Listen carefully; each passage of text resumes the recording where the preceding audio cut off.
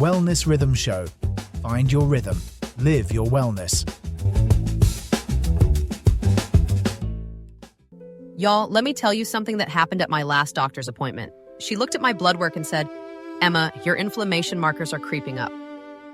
And I'm sitting there thinking, I sleep okay. I exercise sometimes. I eat mostly well. So what gives? And that question, what gives, is actually what's driving some of the most exciting research in longevity science right now. Because the answer increasingly seems to live in your gut. Literally, like inside your intestines, which sounds slightly gross but is completely fascinating. Right. Today we're talking about gut bacteria and biological aging. Specifically, what new research is revealing about how the trillions of microbes living in your digestive system may be influencing how fast or how slowly you age. And not just aging like wrinkles.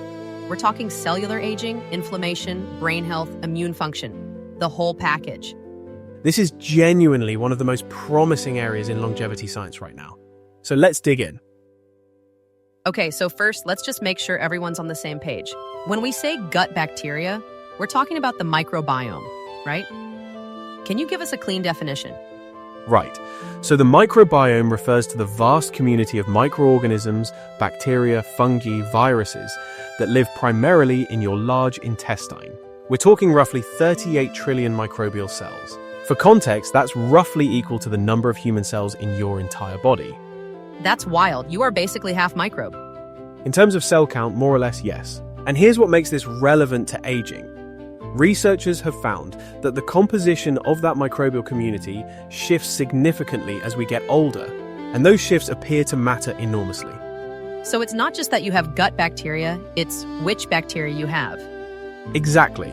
Diversity and balance are the key words here. A 2021 study published in Nature Metabolism, led by researchers at the Institute for Systems Biology in Seattle, followed over 9,000 people across decades. They found that individuals with highly unique, diverse gut microbiomes in midlife were significantly more likely to show markers of healthy aging, including lower cholesterol, better mobility, and even longer survival. Okay, so diversity good. But what actually changes as we age? Like what goes wrong? Right, let's unpack that. With age, we tend to lose certain beneficial bacterial species, particularly from a group called firmicutes, and we see an increase in more inflammatory microbes. This overall decline in microbial diversity is sometimes called gut dysbiosis, and it's been linked to a range of age-associated conditions. And here's the thing though, it's not only age that does this. Stress, antibiotic use, poor diet, even social isolation can accelerate that shift. Brilliant point, Emma. The gut microbiome is remarkably responsive to lifestyle, which is actually good news because it means we have some agency here. Now, I want to talk about the inflammation piece because that's what hit home for me personally. My doctor mentioned something called inflammaging. What is that exactly? So inflammaging is a term coined by Italian gerontologist Claudio Franceschi. It describes the chronic, low-grade inflammation that tends to increase with age and underlies most major age-related diseases, including cardiovascular disease, type 2 diabetes, cognitive decline. And the gut microbiome appears to be a significant driver of it. So, a disrupted gut can basically be pouring fuel on that inflammation fire? Yes. Certain bacteria produce compounds that increase intestinal permeability, what some researchers informally call leaky gut. That allows bacterial byproducts to enter the bloodstream, triggering systemic inflammation. Dr. Alessio Fasano at Harvard has done significant work on this mechanism. And on the flip side, a healthy, diverse microbiome can actually dampen inflammation? Correct. Beneficial bacteria produce short-chain fatty acids, particularly butyrate, through fermenting dietary fiber. Butyrate actively feeds the cells lining your gut wall, reduces inflammatory signaling, and has even shown neuroprotective effects in animal models. The brain connection actually surprised me the most when I started reading about this. Can we go there?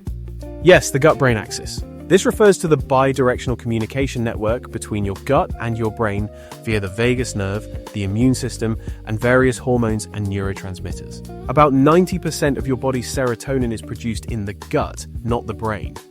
90%. I had no idea. It's one of those facts that genuinely reframes how we think about mood and cognition. A 2022 study in Nature Communications found associations between specific gut bacterial profiles and cognitive resilience in adults over 60. People with higher levels of a genus called Lactobacillus and Bifidobacterium showed better memory performance. Okay, and this brings us to the practical question everyone is asking right now, which is, can we actually change our microbiome? The short answer is yes, meaningfully so. Diet is the most powerful lever we have. A landmark 2021 study from the Sonnenberg lab at Stanford, published in Cell, compared a high-fiber diet to a high-fermented food diet over 10 weeks. Both improved microbiome diversity, but the fermented food group showed more rapid and pronounced decreases in inflammatory markers. So we're talking things like yogurt, kefir, kimchi, sauerkraut? Exactly those. Consistently fermented, not just pickled in vinegar. And before listeners rush to buy every probiotic supplement on the shelf, I want to flag something. Oh, here comes the David skepticism. I love it. A 2018 review in Cell by the Weizmann Institute found that probiotic supplements don't always colonize the gut, and in some cases can actually temporarily delay the microbiome's natural recovery after antibiotics. It's more nuanced than the marketing suggests. That's such an important caveat, and honestly, it's why we do this show. Because the wellness supplement industry is not always telling you the full picture. If you're finding this conversation useful, by the way, please hit that like and subscribe button. It genuinely helps us reach more people who are trying to navigate all of this noise. Right, and to be fair, targeted probiotics do show promise for specific conditions. Research from the University of California, San Francisco on Lactobacillus rhamnosus GG is genuinely encouraging for gut barrier function. The key word is targeted. Let's talk about our different life stage listeners for a second, because I think this looks different whether you're 30, 50, or 70. It does. For listeners in their 30s and 40s, this is genuinely a preventive window. The microbiome is still relatively malleable, and the long-term return on dietary investment is high. For the sandwich generation, managing stress matters too, because cortisol directly suppresses beneficial bacteria. And for our 60 and 70 plus listeners, the research is actually quite encouraging here. A 2023 study in the journal Cell Host and Microbe found that centenarians in good health consistently showed unusually high microbiome diversity and a specific enrichment of bacteria from the genus Akkermansia, which is associated with gut barrier integrity and metabolic health. So it's never too late. Your gut is not set in stone at 65. Not at all. The gut microbiome remains responsive throughout life. It's one of the more genuinely optimistic findings in aging research right now. Okay, so let's address the skeptic in the room. Someone listening is thinking, this all sounds a bit speculative, a bit like every other wellness trend. A completely fair challenge, and honestly, the field of microbiome research is still young. Many studies are observational, meaning we can see correlations between microbiome profiles and aging outcomes, but causation is harder to establish definitively in humans. So we're not saying eat kimchi and live to 110. No. We're saying the evidence is compelling enough to take seriously, especially because the interventions, eating more fiber and fermented foods, are low risk, affordable, and have independent benefits regardless of the microbiome angle. Here's the thing, though, that's actually the best kind of wellness advice, where the downside risk is basically zero. Agreed. It's not a biohacking supplement stack with unknown interactions. It's cabbage. It's cabbage. I love it. Okay, so if someone takes just one thing from today's episode, what would you say it is?